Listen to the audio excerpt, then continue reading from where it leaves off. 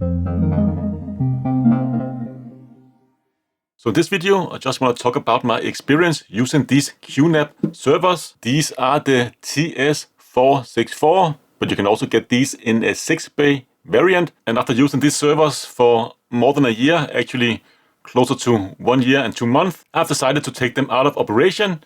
In this video, I'll just talk about my reasoning for doing so. My first reason was actually just to be able to combine these two into one server. Just made more sense for me. Originally, I thought it would be best to just have 2 servers so I can divide the workload between these 2 servers, because the CPU is not really all that powerful. But unfortunately, it also is less economical to do so, because you have to drive one more computer, one more CPU, all of its components, and these servers are not actually the lowest power consumption ones out there. I believe they use around 18 watt just for the servers alone.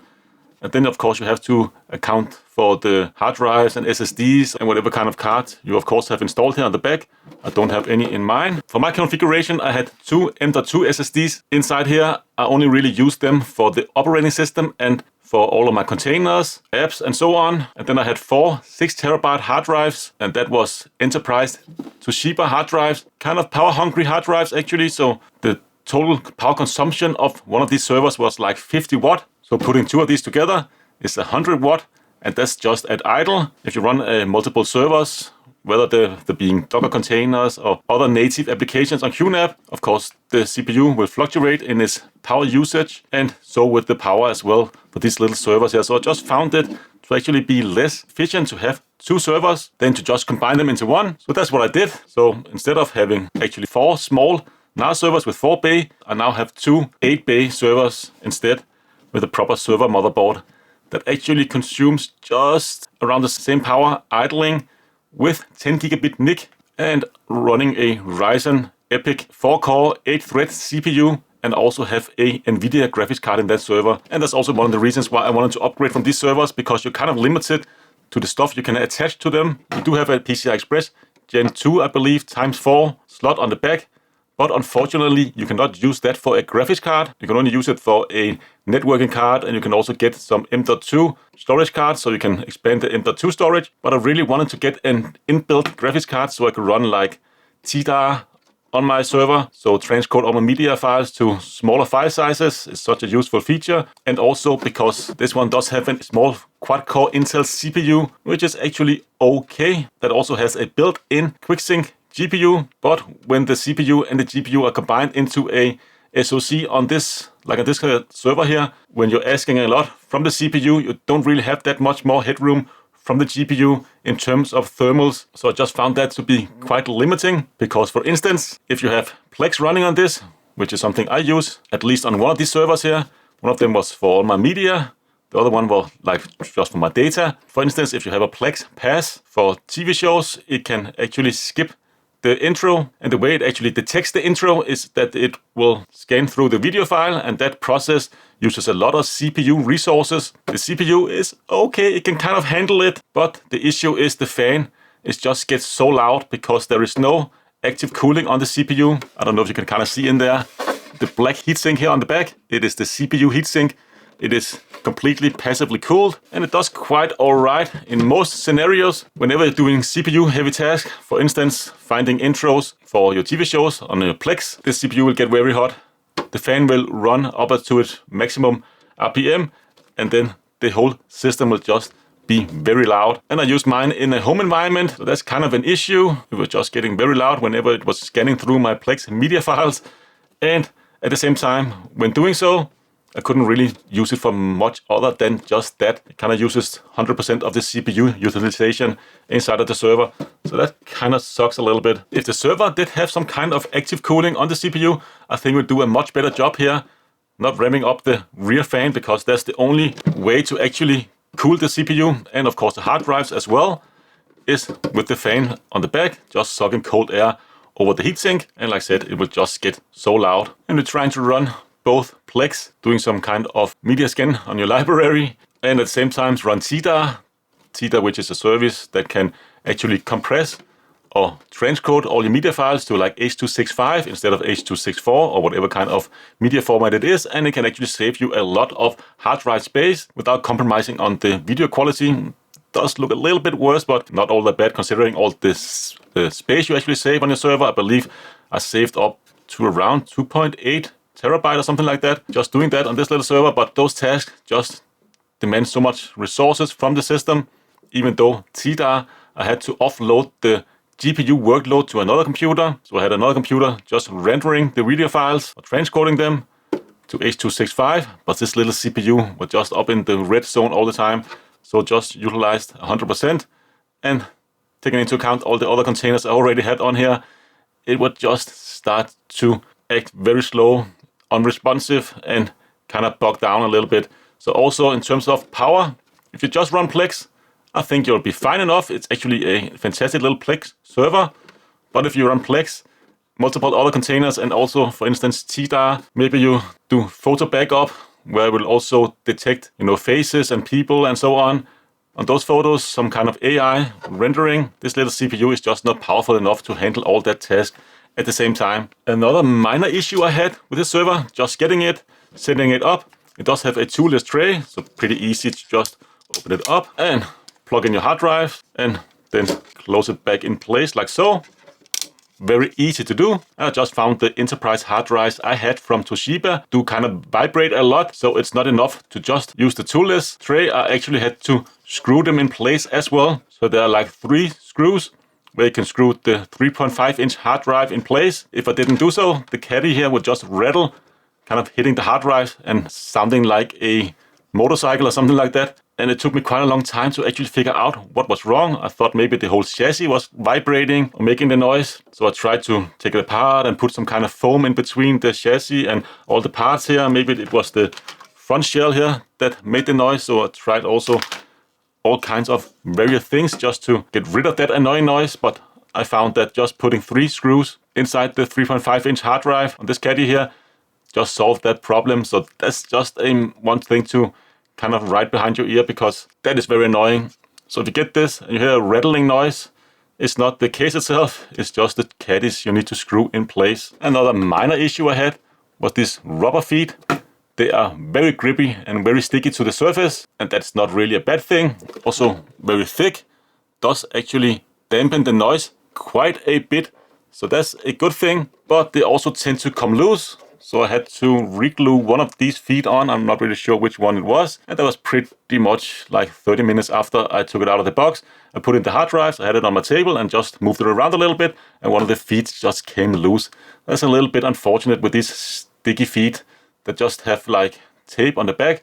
I wish that they could put proper screw feet on so you could screw them properly in place. So I recommend, if you have this server and hard drives in the case, just lift it off the surface before you actually move it back and forward, because if you try to move it back and forward like this and you have a lot of hard drives in the case, it of course weighs down on the table and you could accidentally remove those feet. Not really a major issue, but still just something to note. The chassis itself also sounds a little hollow.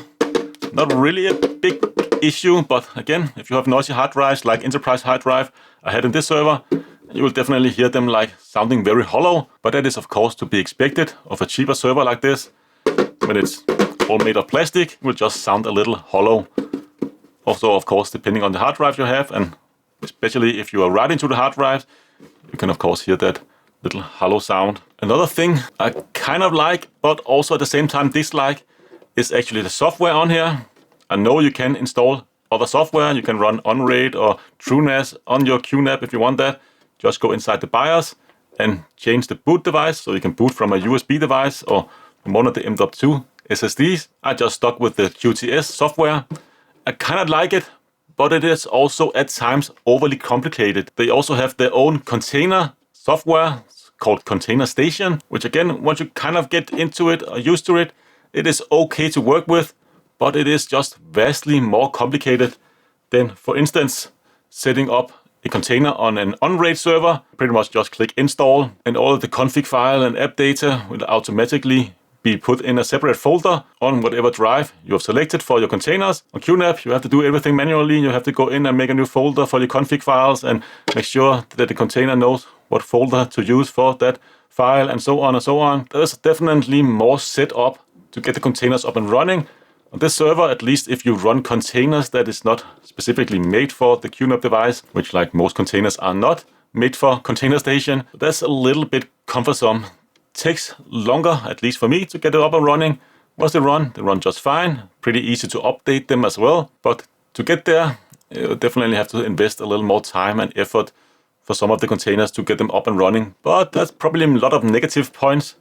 For the positive point, on this server, I feel like it has done quite well actually through the time I've had it. Like I said, you can see this one, I call it TS drive. I use this just to store my data, kind of as a like cloud drive, whatever you want to call it. But it's actually held up quite well. The software from QNAP, again, a little bit complicated, but once you get into it, it definitely does get the job done. So if you want to use it for backup, for clouds, back up your photos and so on, you can definitely do that, but you have to invest a little bit of time to actually do so. It's not kind of up there with the Synology in terms of usability, but there is also a lot more functionality built in. One of the things I really like, for instance, is that this have a software switch. So for instance, if you run a lot of containers, you can actually run those containers through the software switch and then allocate it a separate IP address on your network. For instance, just use your firewall as a DHCP server. You can give it an IP address there. I really like that feature, so you can have separate IP addresses for each individual container, unless, of course, it needs to run on the main network, which some containers do, but most containers I just had set up different IP addresses, and that is very useful because some containers, for instance, if you have a qubit torrent and also a Unify controller set up, those both use the same port, but if you give them two separate IP addresses, run them through the software switch, then there's no issue at all. I really like the feature. I wish that more servers actually had that. Not really sure why they don't, or maybe they do, and I'm not really fully aware of that. But definitely, that's one of my most favorite features of the QNAP system. I've also had no reliability issues at all. I turned this one on through the weekend. It will just do all kind of backup from my computers, phones, and so on, and then I will just leave it turned off throughout the week. The other server has been on 24/7. I've had no downtime, have no issues at all. Only really when I needed to do firmware updates, the server has been offline, else it has been online throughout its life, and it's been running reliable. If you push the system sufficiently, it will kind of bog down, then it will become unresponsive. Services will become unresponsive, and the server itself, but that of course depends on how many services you actually have running on this system. If you just want to use it for a Plex server, Jellyfin server, or whatever, definitely fine enough. If you want to use it for backing up your photos and also want a kind of AI functionality where it can detect faces and people and animals and various things, it will just bog down. If you want to use it for a TDAR server, even if you offload the rendering to a separate computer, it will also bog down. And also if you have a Plex pass and of course detecting intros and so on, outros on videos or film, it will definitely also bog down doing that. It can definitely do it, maybe not at the same time, but it just, like I said, bogs down and gets very hot, very loud, and also becomes unresponsive. But overall, I've been actually quite happy with these. Also have pretty good apps as well. Again, takes a little time setting them up. QNAP is not really the most user-friendly in terms of the easy-to-use apps, software, but they work. They will get the job done. You just need to invest a little more time actually setting it up. I'm still going to keep these servers. I'm not going to sell them. I'm just going to put them back in its case and put them on my shelf for later. Maybe I'll need just raw storage in the future. Or maybe I will regret upgrading to a larger server and want to downgrade in the future. These are still very fine. But of course, if you want a built-in GPU, then these are just not an option at all, unfortunately. So yeah, I will definitely recommend it. But just know what you're going to use it for.